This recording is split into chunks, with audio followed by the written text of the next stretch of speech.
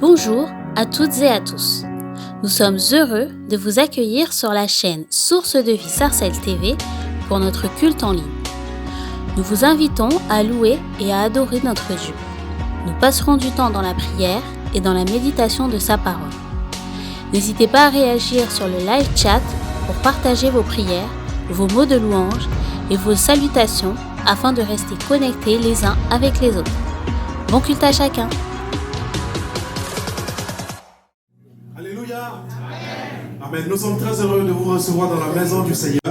Vous qui êtes sur YouTube, nous sommes aussi très heureux de vous accueillir dans la maison du Seigneur. Prenez plaisir de participer à cette louange. Prenez plaisir à aussi chanter ce chant que nous allons chanter pour la gloire du Seigneur. Levez-vous, pauvre peuple de Dieu, pour qu'on puisse chanter ensemble ce chant.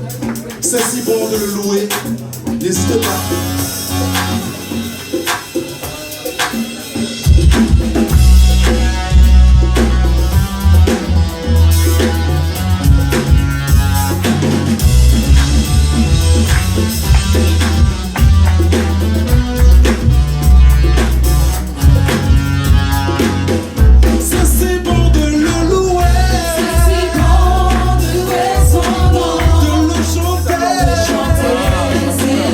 Chanter,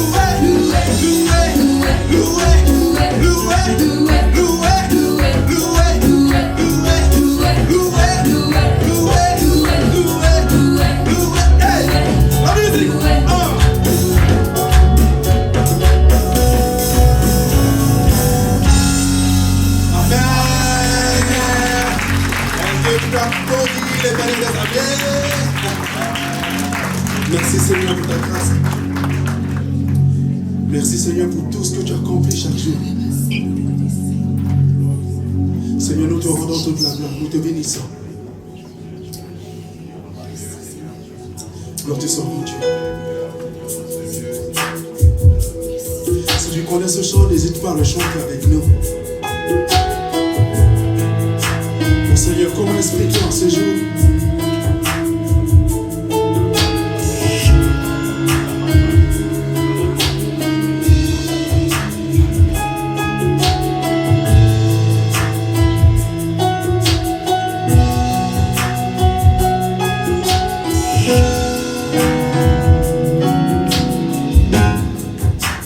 Comment expliquer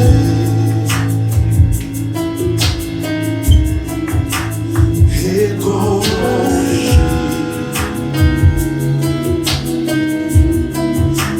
un amour si grand, si puissant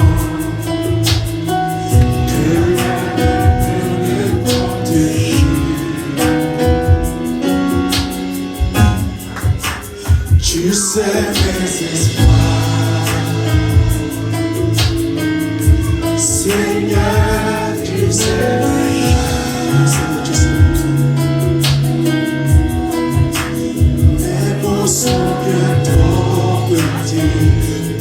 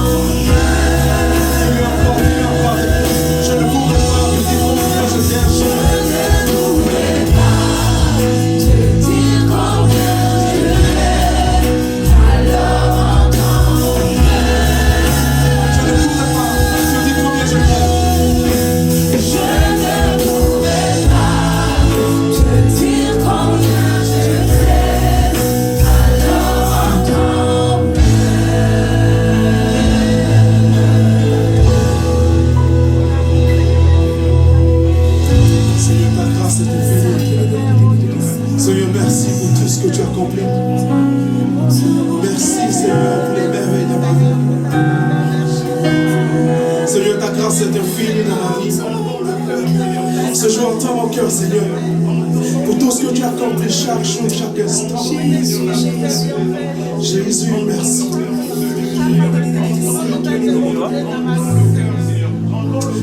Continue de prier le Seigneur ce matin.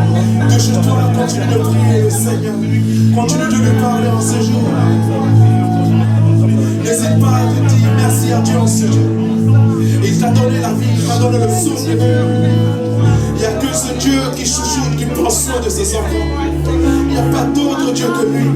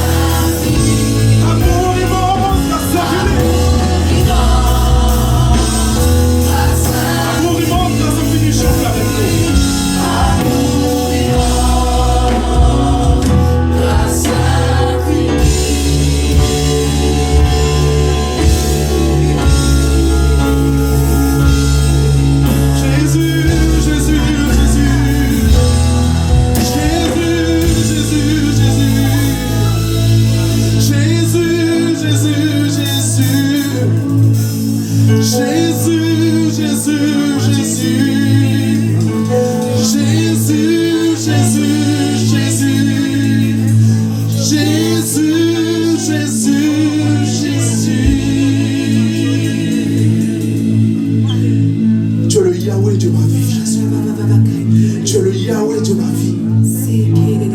Tu es le Yeshua de ma vie. Seigneur, même dans ma faiblesse, tu es toujours là. Même quand ça ne va pas, tu es toujours là. Tu es le Yahweh de ma vie, Jésus. Merci, Jésus.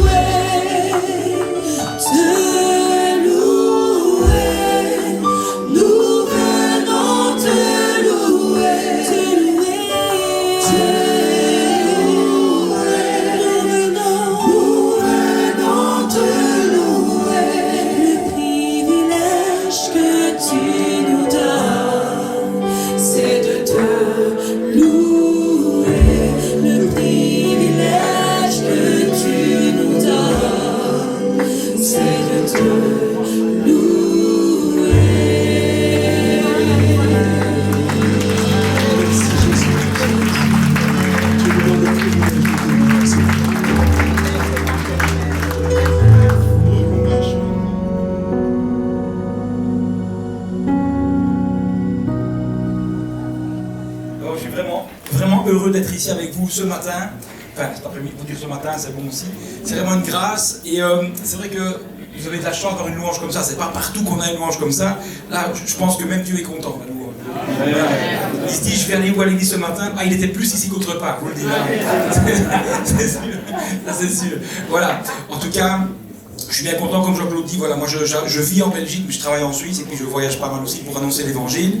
Là, je suis ici, demain, ce soir, je pars dans le Tessin, je reviens, puis je pars à Madagascar, je reviens, puis je pars en Suisse. Voilà, donc c'est chouette, hein, c'est chouette de servir Dieu comme ça. Et donc, c'est une grâce d'être ici parmi vous, et je suis vraiment content d'avoir fait la connaissance de Jean-Claude. C'est vraiment des gens que j'aime côtoyer, c'est des papas spirituels, et on apprend beaucoup à leurs pieds, et ça, c'est bien. Voilà, prions. Seigneur Jésus, merci pour ta grâce, merci pour ta présent, Seigneur. Ta parole déclare que là où 2 ou 3 sont réunis en ton nom, tu es présent, Seigneur. Et quand tu étais présent à Jérusalem, en Judée, Seigneur, quelque chose se passait, Seigneur. Les aveugles voyaient, les paralytiques marchaient, Seigneur, et puis les gens sans espoir étaient remplis d'espoir, Seigneur. Et bien ce soir, ce matin, pardon, on te remet cette prédication, Seigneur. On te remet nos cœurs, Seigneur, que nous puissions être attentifs, et nous voulons nous opposer à toute opposition du diable, distraction, dans le nom de Jésus-Christ, Papa. Amen. Amen. Amen. Je salue aussi, on m'a dit de saluer ceux qui nous regardent sur YouTube. Voilà, bonjour, les virtuels, et bienvenue. Voilà, et le texte que Dieu a mis ce matin sur mon cœur, c'est un texte qu'on connaît par cœur, on l'a déjà tous lu, mais c'est un texte qui m'impressionne. C'est surtout l'histoire d'une dame qui est impressionnante. C'est une petite dame qui a vécu un miracle alors qu'elle était disqualifiée pour vivre un miracle. S'il y a quelqu'un dans la Bible qui est disqualifié pour vivre un miracle, c'était elle. S'il y a quelqu'un dans la Bible qui n'était pas préparé pour entrer dans sa destinée, c'est elle. Et pourtant, elle a réussi, et on va voir comment elle l'a fait, simplement. Et cette petite dame se trouve dans Marc 5, les versets 25 à 34.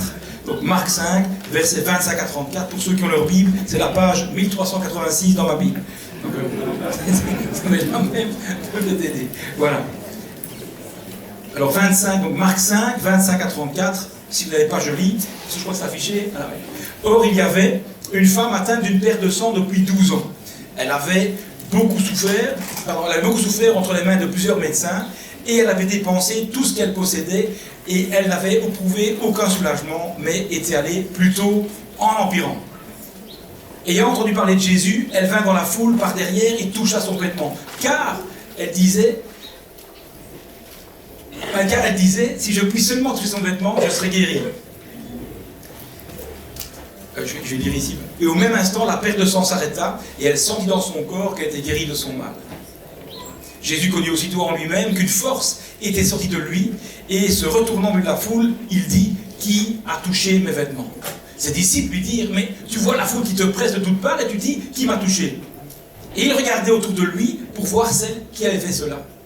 La femme, effrayée et tremblante, sachant ce qui lui était passé en elle, vint se jeter aux pieds de Jésus et lui dit toute la vérité.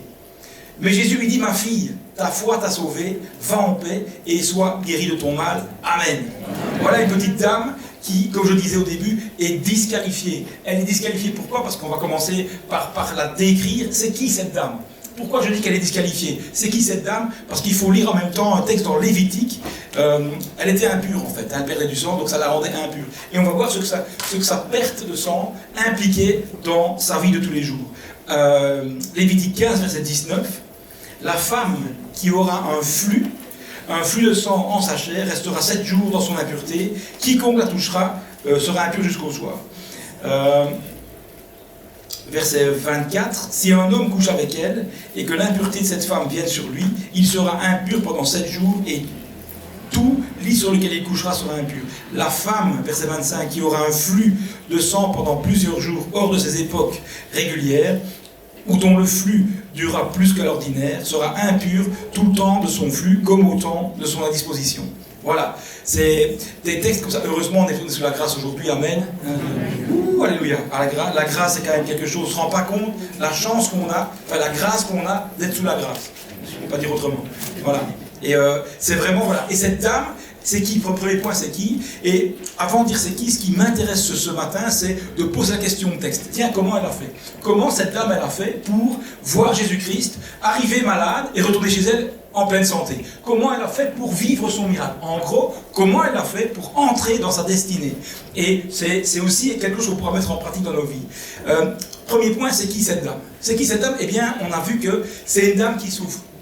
Le texte dit, elle a beaucoup souffert depuis 12 ans. Ça fait 12 ans que cette femme est dans une misère incroyable. Ça fait 12 ans qu'elle ne peut pas rêver. Ça fait 12 ans qu'elle ne peut pas se dire, un jour j'aurai un mari, un jour j'aurai des enfants, à cause de sa condition physique. Elle est intouchable.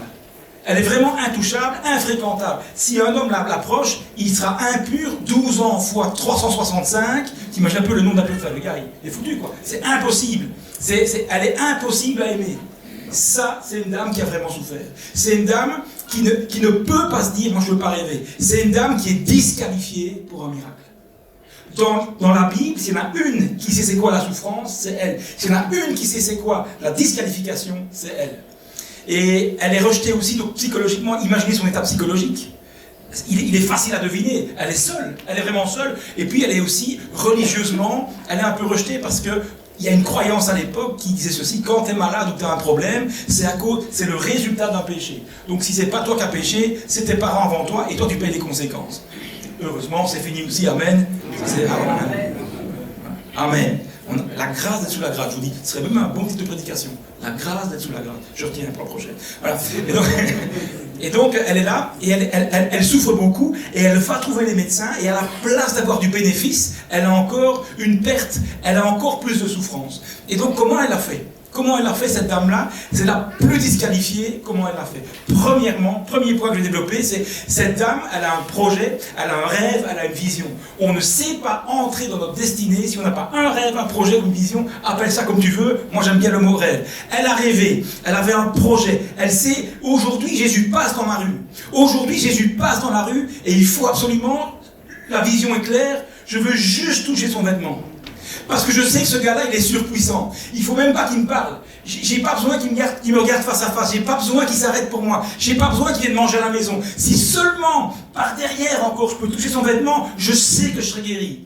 Voilà la vision qu'elle a. Voilà le rêve qu'elle a. Et ce rêve va être le moteur pour entrer dans sa destinée. Sans rêve, sans vision, elle ne serait pas entrée dans sa destinée. Et on dit Amen. Amen. Amen. Merci, ça m'encourage un petit peu qu'on dise Amen.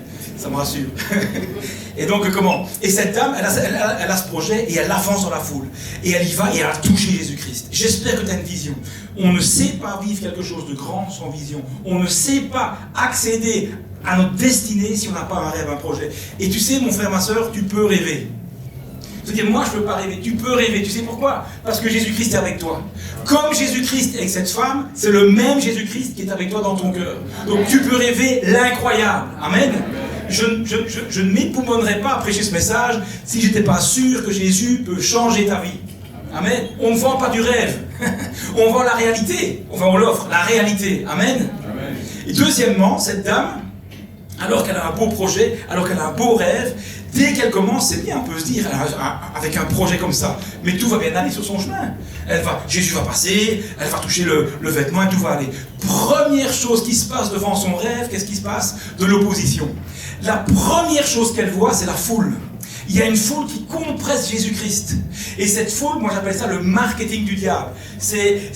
La foule, c'est un personnage collectif, à votre histoire d'exégèse. Donc c'est une collectivité qui représente une personne.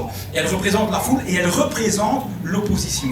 Elle représente ce qui empêche, elle représente l'obstacle qui empêche la dame de toucher Jésus-Christ. Et cette foule du marketing, elle a trois buts, elle a trois objectifs. Je vais les développer. Le premier, c'est elle crée le doute. Le deuxième, le découragement. Le troisième, elle tue la vision. Mais d'abord, parlons marketing. Moi, j'aime le marketing. C'est un truc qui me plaît beaucoup. Parce que le marketing, quelque part, c'est vendre un truc, enfin, c'est mentir sur un produit. Non, c'est pas dire la vérité exacte. Parce que peut-être qu'il y a des chrétiens qui travaillent dans le marketing, continuez, c'est bien. Hein? Si Jésus vous aime aussi, il faut faire du marketing. Mais le marketing, on le fait tous, hein. Moi, le jour où je suis entré chez mes beaux-parents pour la première fois, j'ai marketé à fond. Coiffé, maquillé, tiré pas avec ça. Je suis vraiment arrivé, je me suis présenté le plus mariable du monde. Et 15 jours après, ils se sont dit, aïe, qu'est-ce qu'on a fait? Non. Donc le marketing, c'est se vendre à plus cher que ce qu'on est. Et un truc qui marche avec moi, ça marche souvent. Imagine, tu viens de souper. Donc tu as soupé, tu as vraiment bien mangé. J'ai entendu Atseke, tout ça, ça c'est super bon. J'ai été aussi à Côte d'Ivoire, c'est magnifique. Et puis, tu manges, tu as un bon repas. Puis tellement tu as mangé, tu défais un bouton, la ceinture, et tu vas marcher 1 heure pour faut digérer. Et tu marches. Et pendant que tu marches, tu vois ce beau grand panneau de 8 mètres de long, 4 mètres de large. Et qu'est-ce que tu vois là-dessus? Une publicité McDo. Et tu vois cet hamburger que j'appelle olympique. C'est maquillé. Et tu vois le pain qu'il y a au-dessus, et tu vois, t'as pas faim du tout, hein, tu as la nourriture jusque-là.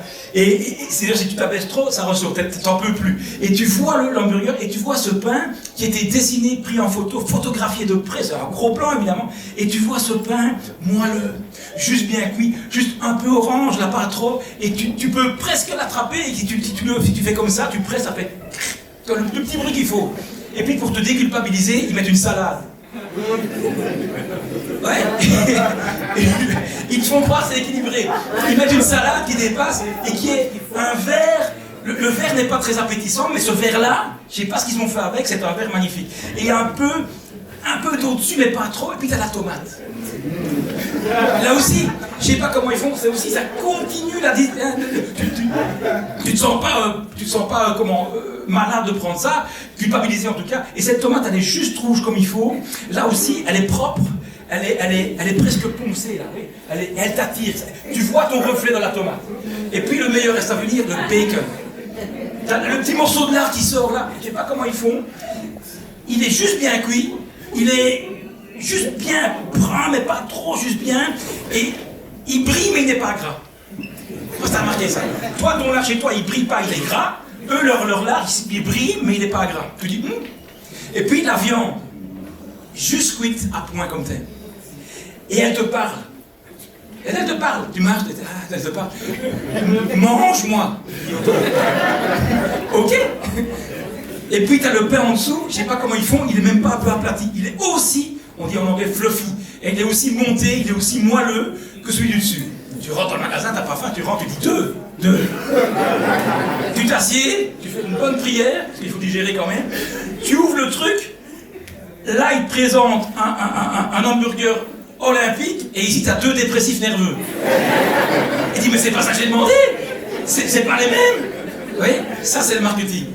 On te fait croire que ce que tu vas manger c'est bon. Vous savez qu'ils mettent de l'antivomitif là, enfin bref. Et bref. Vive le McDo. Voilà. Et donc la foule c'est ça, c'est du marketing. Elle va te faire croire que ça ne va pas aller. La foule, la première chose qu'elle fait, elle crée le doute.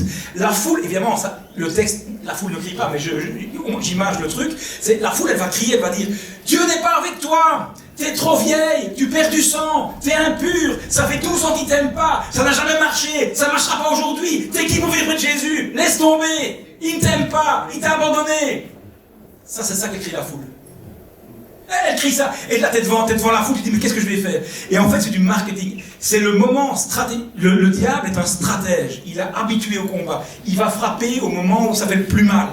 Il va frapper au moment où, stratégiquement, tu es encore arrêtable. La dame, là, elle est encore arrêtable. Elle est à 3 minutes de son miracle. C'est maintenant qu'il faut l'arrêter. C'est maintenant qu'il faut l'arrêter. Il faut tout faire pour l'arrêter. Imaginez cette dame, si elle serait arrêtée, elle n'aurait pas eu son miracle. Si elle avait cru les mensonges du diable, si elle avait douté, elle serait rentrée à la maison, et moi, j'aurais rien eu à dire aujourd'hui. C'est le plus important, quand même.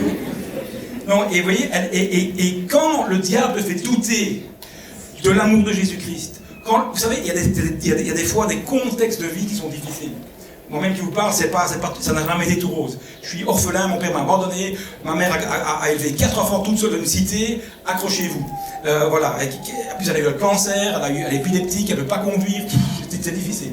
Mais Dieu était là, il a pourvu, et jusqu'aujourd'hui, il est bien, même si c'était difficile. Donc je sais de quoi je parle, je sais que c'est pas facile la vie. Et donc cette dame, elle n'a pas écouté le doute. Et le truc pour sortir du doute, c'est douter du doute. Quand le doute vient, quand le diable dit « Dieu ne t'aime pas, regarde, t'es un trop gros pécheur », tu dis « Je doute de ça ». Amen. Quand le diable a dit « Regarde la misère que t'as, pourquoi t'as pas d'argent, vire-les-moi, regarde, tu vois, Dieu t'a abandonné », je doute de ça. Amen. Doute du doute. Quand le doute vient, doute du doute. Amen. Tu doutes que Dieu ne t'aime pas. Tu doutes que Dieu t'a abandonné. Tu doutes que tu n'es pas capable.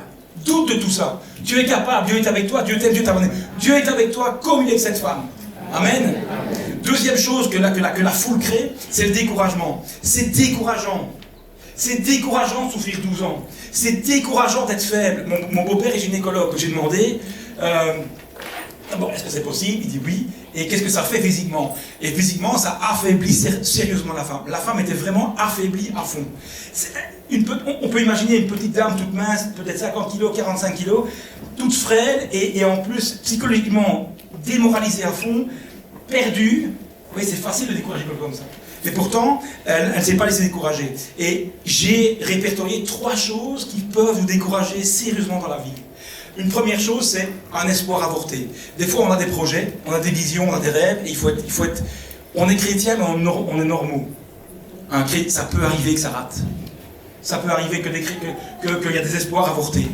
On avait un espoir, on avait un projet, puis finalement, c'est pas venu. C'est comme ça. Mais avec Dieu, il y a toujours un pourquoi. Il y avait je rappelle cette histoire d'un évangéliste américain qui avait un projet, une vision. Il voulait aller en Roumanie, implanter une école et un hôpital. Super idée. Pendant 10 ans, il cherche des missionnaires, il faut des médecins, des infirmières, tout ça. Il cherche les fonds pour faire le projet. Le jour J, il a tout.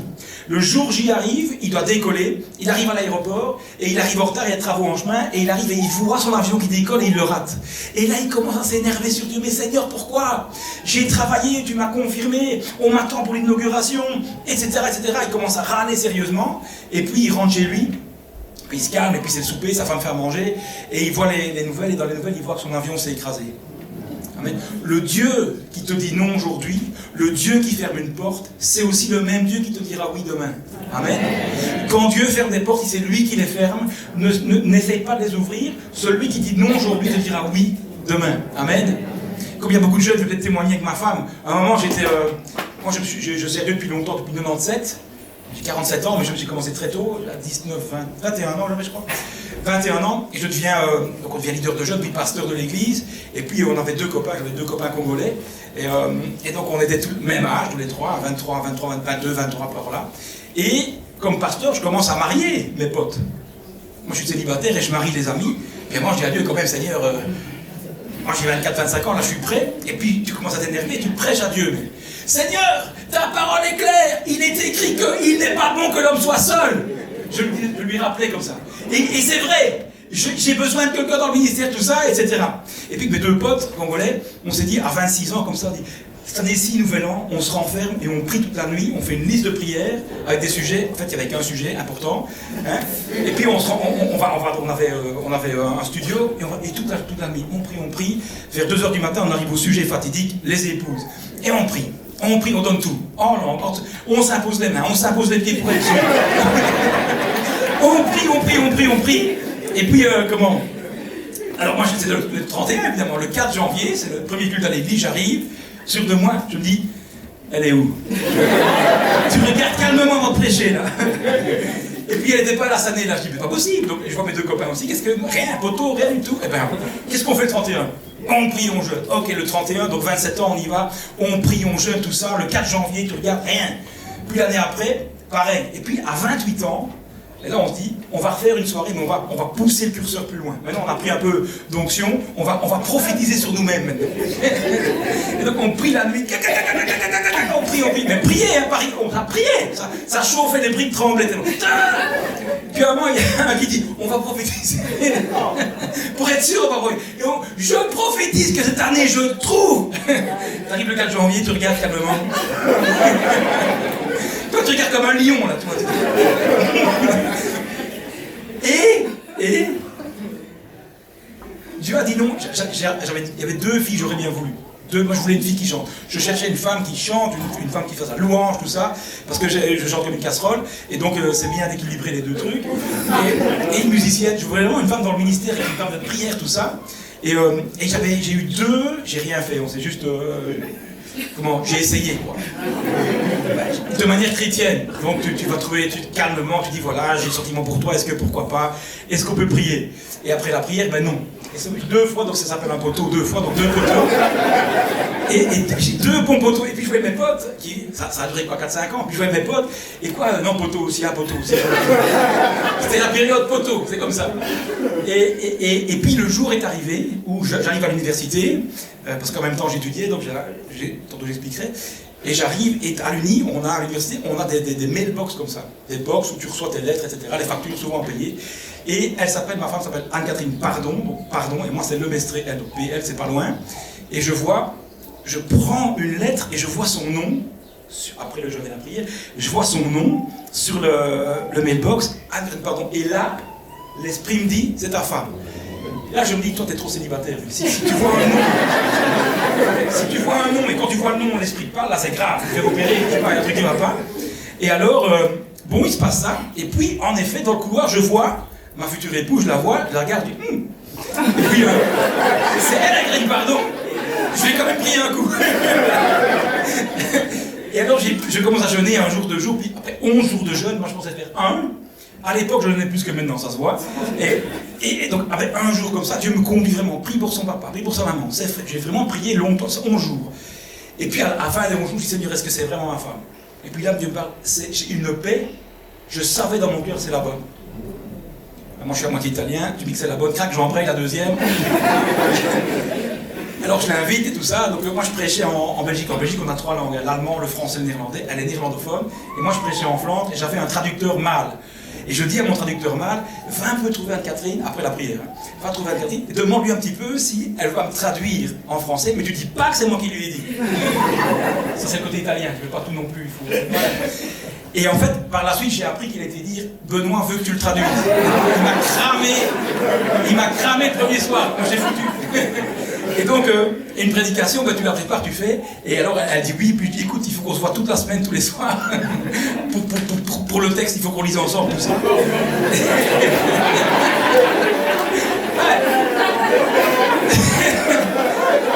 mais il fallait une stratégie. Comment faire pour la voir tous les jours sans stratégie? Non. Moi j'avais 29 ans, j'en avais marre, c'est bon, il fallait que ça. Et alors, bon, on a fait ça calmement, proprement, avec des autres, on se voyait, mais au moins on parlait. Et puis après plusieurs prédications, voilà, on a commencé une relation, ça a commencé, et puis tu as dit, et aujourd'hui on a 3 enfants, donc qui a gagné finalement, c'est moi.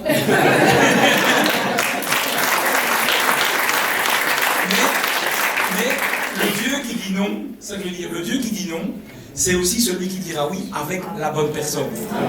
Aujourd'hui, quelle femme, moi il faut accepter la vie que j'ai quand même, hein. Moi je suis pas chez moi entre 15 et 17 jours par mois.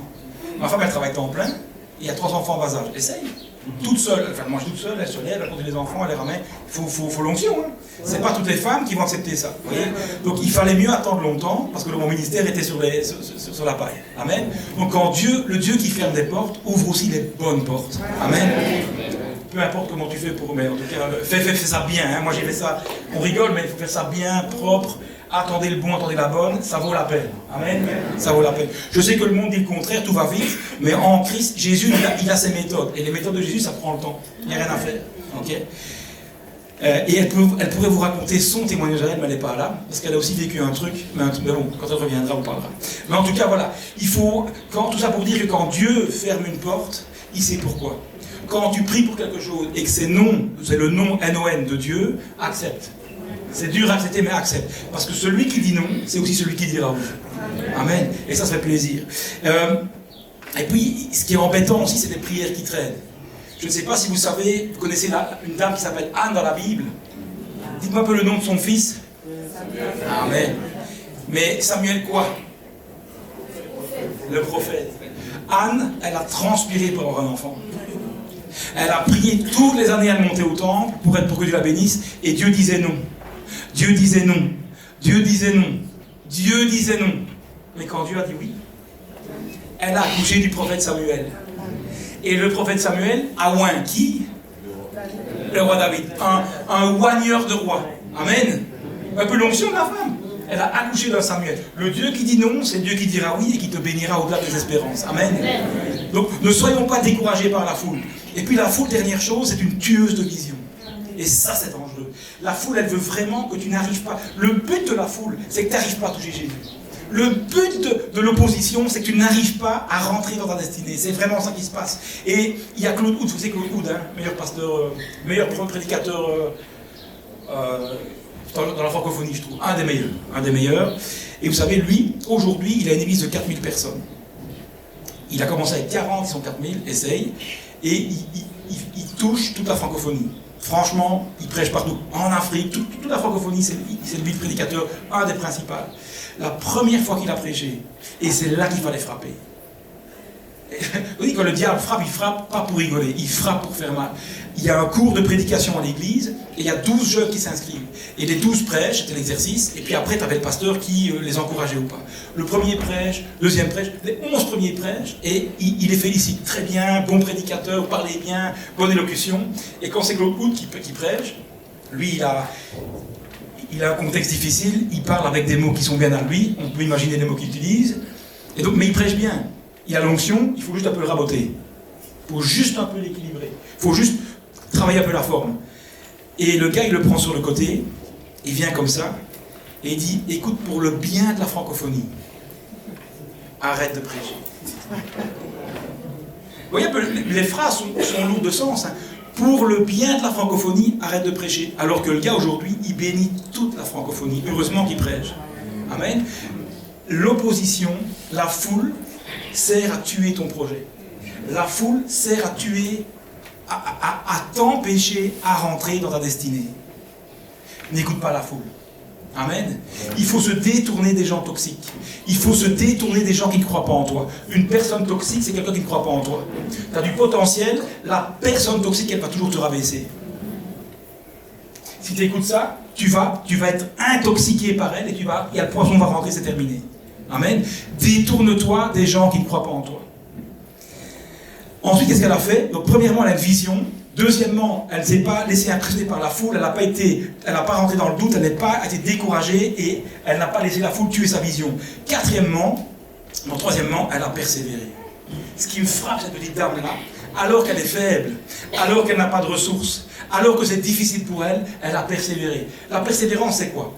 La persévérance, c'est ceci. Tu sais, moi, pour le moment, ça va. Avec ma femme, on s'arrange tellement bien que quand je rentre à la maison, je fais 2 clins d'œil, elle sait que je veux des pâtes. 3 clins d'œil, c'est du poulet. 4 clins d'œil, c'est un massage des pieds. Etc. etc. Donc, on s'arrange tellement et elle le fait. Elle ne râle jamais.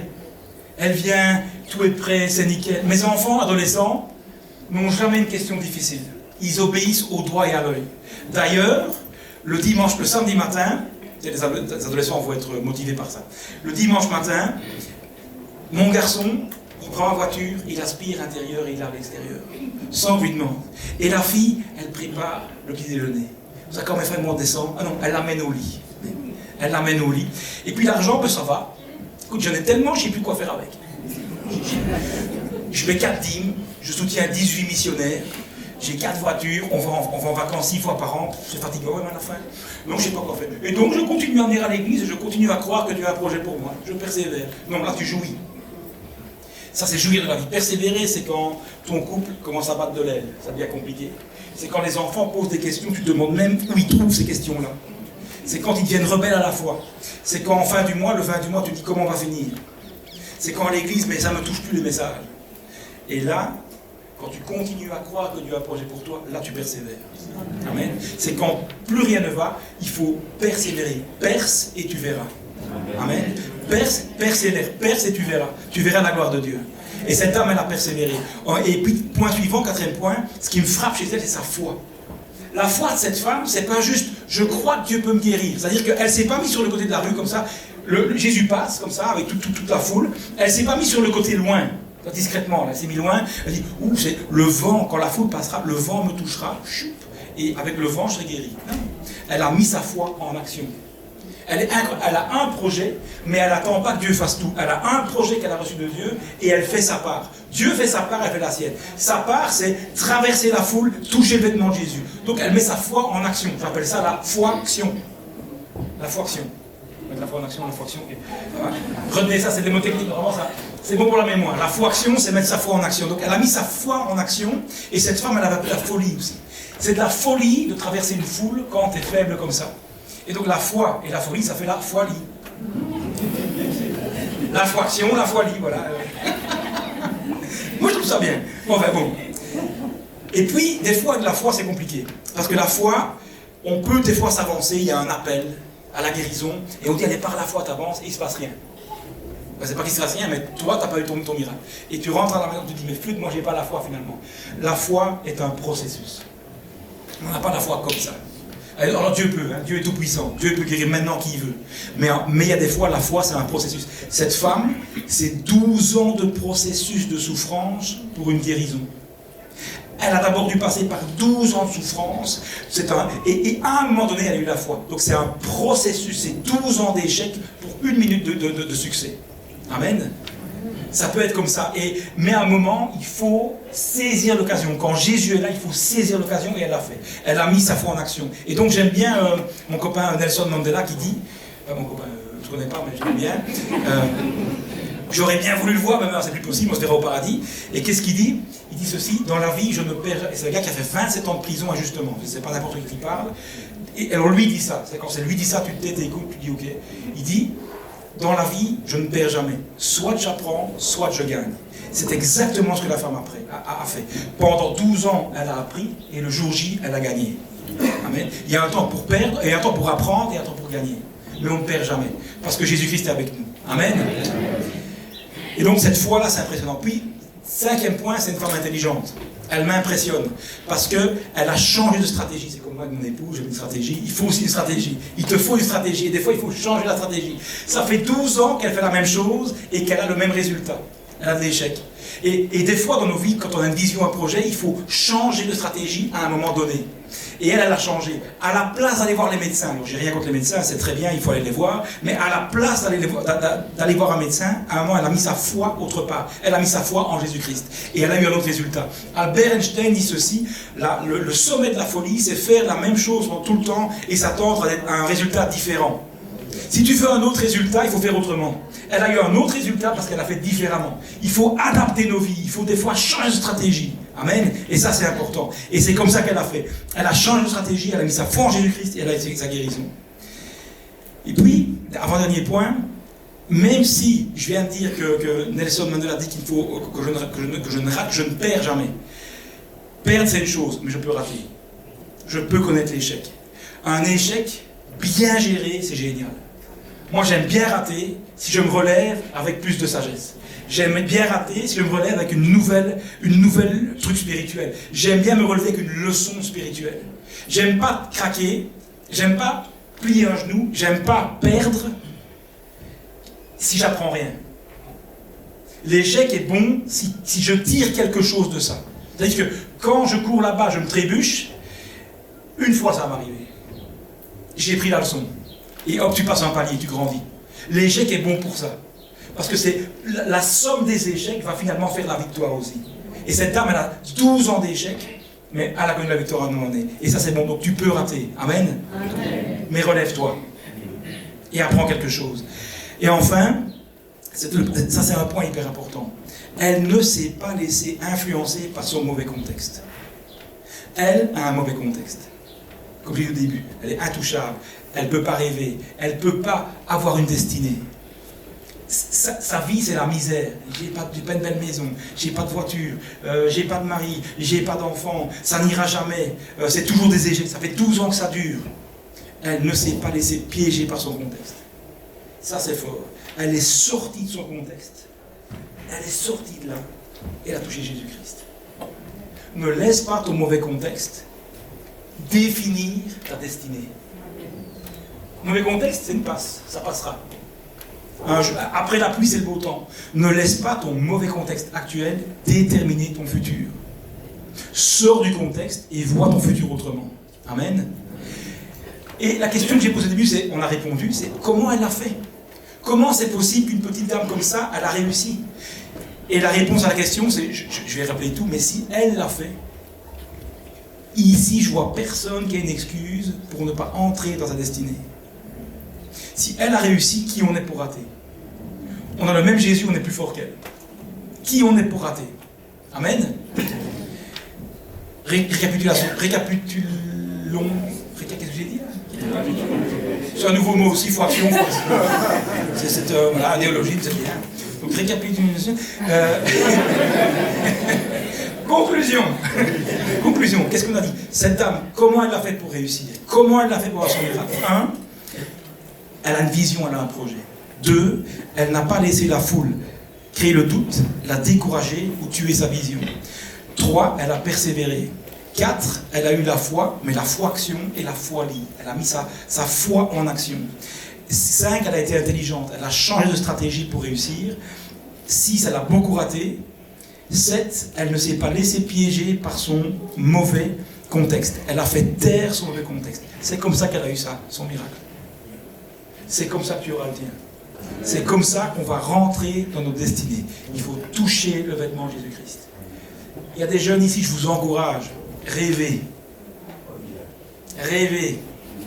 Et je vais terminer par un témoignage. Encore un, mais un tout petit. Moi, je me suis converti à 19 ans. Et avant ça, à la conversion, je me suis converti. Puis à la conversion, je me rappelle, je dis, je vais jeûner 3 jours. Je dis, avant, je jeûnais beaucoup. Je vais jeûner 3 jours, je vais prier. Enfin, toujours maintenant. Hein. Maintenant, ça ne se voit pas. Mais je me mets à genoux, je vois l'église, avec la clé de l'église, je viens à l'église, je prie. Là où tu es, monsieur, je suis là, je suis à genoux, et je prie, Seigneur, parle-moi, qu'est-ce que je dois faire, c'est quoi? Je veux te servir, mais qu'est-ce que je dois faire, une formation ou pas? Et puis il y a l'esprit qui me parle, fais la théologie. Et là, je suis tout étonné, et là, je fais une parenthèse. Pourquoi je suis étonné? Parce que, juste avant, quand j'avais 7-8 ans, je roule en vélo, et il venait de pleuvoir, et un adulte fait des boules de sable, et les jette sur un arbre. Et moi, j'arrive avec mon vélo, et je prends la boule en plein dans l'œil droit. Paf, je perds mon œil droit, j'ai un coma, 3 jours à l'hôpital, et ma mémoire est touchée. Les médecins disent à ma maman, Madame, votre fils n'étudiera jamais, parce que la mémoire est touchée. Préparez-vous à ça.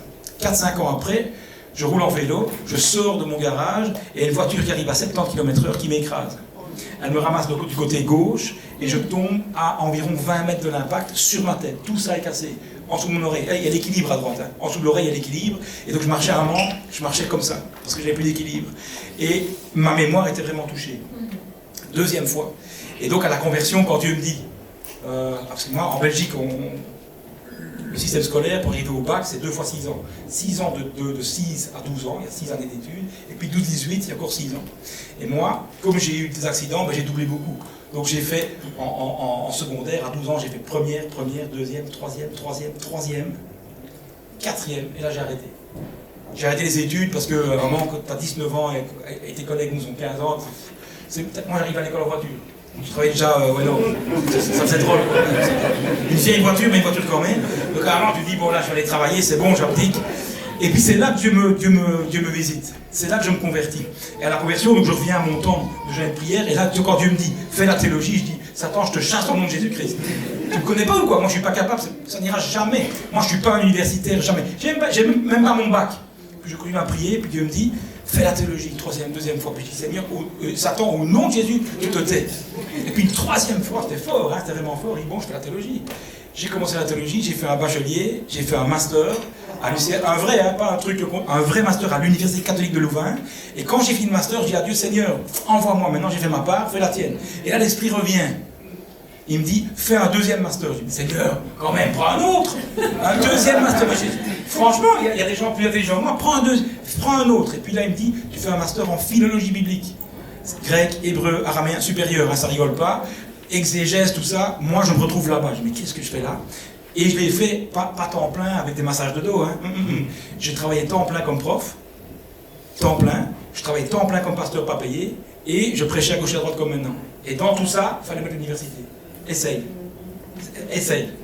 Et donc j'ai terminé sur les genoux, mais je l'ai fait. Puis je dis à Dieu à la fin, parce que il fallait que je paye moi-même évidemment, qui allait payer pour moi, moi. Donc il faut aussi croire en toi. Investis en toi. Franchement, tu es le seul qui croit en toi, c'est toi. Il y a Dieu et puis c'est toi. Et puis je finis ce 2e master, et puis là je dis à Dieu, voilà maintenant, envoie-moi Seigneur, je suis prêt. Envoie-moi papa, je suis prêt, là j'ai plein de trucs, j'ai étudié, c'est bon. Et puis là l'esprit revient. Hein, il me dit, fais un doctorat. Je dis, Seigneur, ah non, quoi. Là, j'ai déprimé presque. Je dis, Seigneur, un doctorat, mais non, quoi, c'est trop cher. Pas en argent, mais en temps. Tout ton temps passe là-dedans. C'était week-end, tes vacances, tes congés, non quoi, non. Et puis en 2012, il dit ça, puis en 2015, j'accepte, après un combat à la déloyale, parce qu'il est plus fort que moi.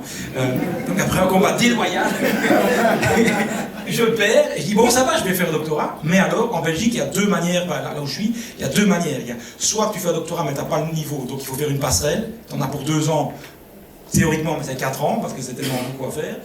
Ou alors tu rentres directement en thèse, et là tu n'as plus qu'à rédiger ta thèse.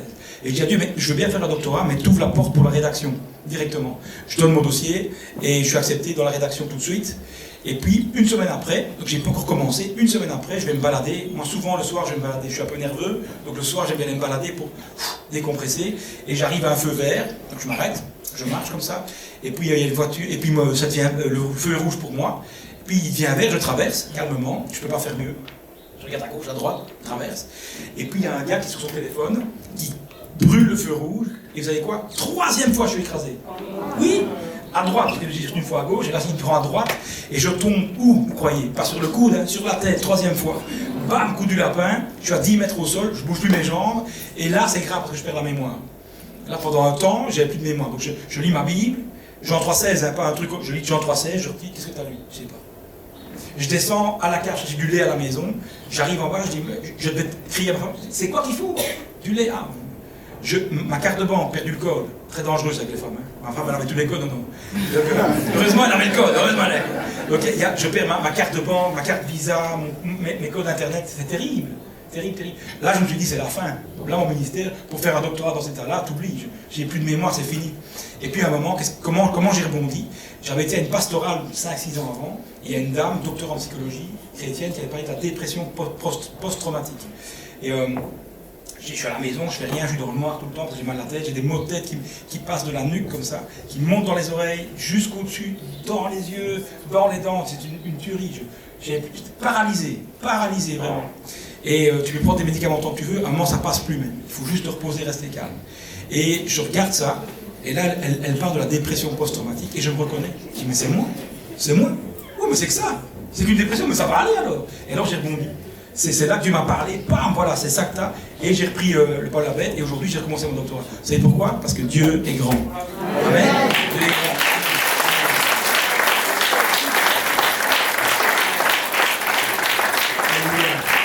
Et ce Dieu-là, c'est le tien.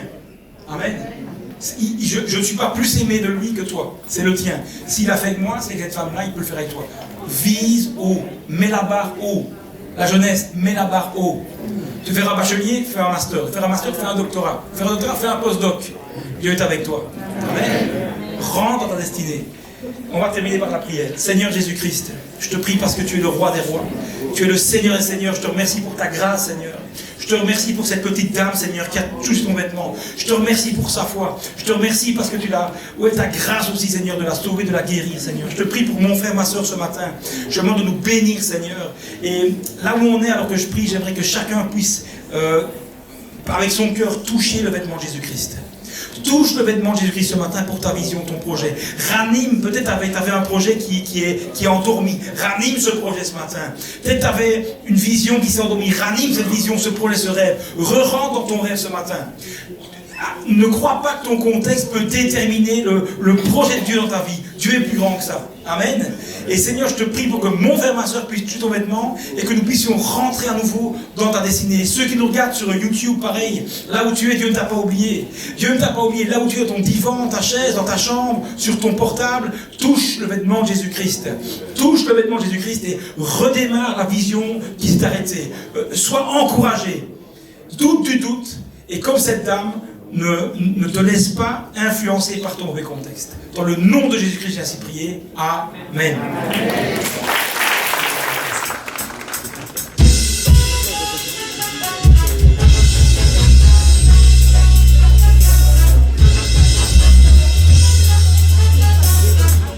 Je ne sais pas où vous êtes les jeunes.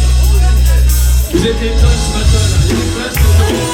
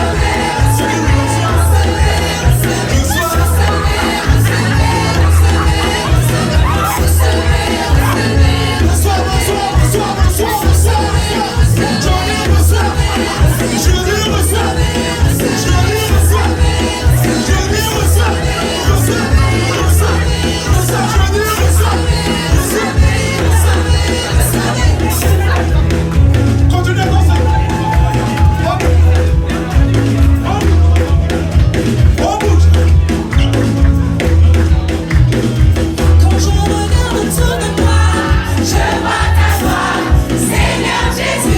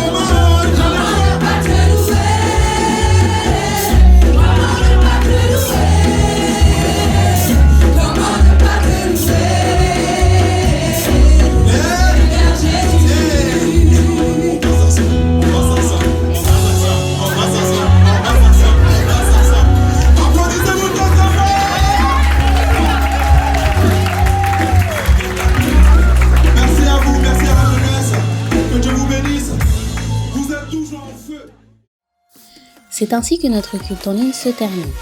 Nous sommes très heureux de vous compter parmi nos participants.